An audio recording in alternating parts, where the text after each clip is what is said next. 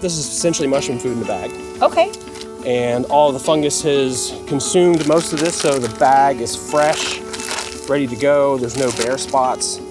The other thing you can do to get your bed started is to soak wood chips in like a horse trough. Okay. Something that you could submerge them in and create an anaerobic environment. Okay, completely submerged them. Completely submerged. Okay, great. I have one of those. Awesome.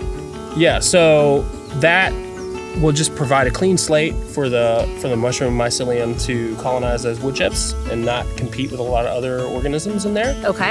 You want to make sure that the bed stays pretty wet but not soaking wet.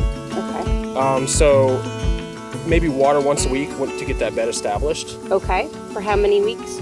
In the first month. Okay. But if it rains a lot, don't worry about it.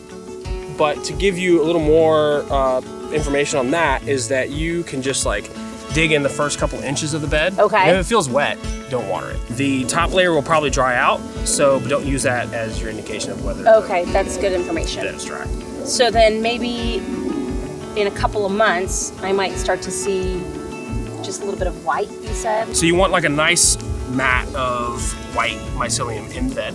And that would be under the straw layer? Yes. Okay. After around 3 to 4 months, especially like when it reaches the edge of the bed, it'll start producing mushrooms. Huh. And then this bed will last approximately 2 years.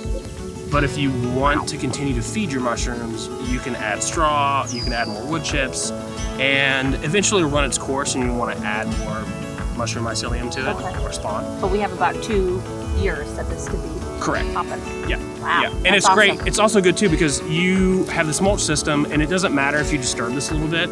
So you can continue to plant things in this bed for the life of the mushroom bed.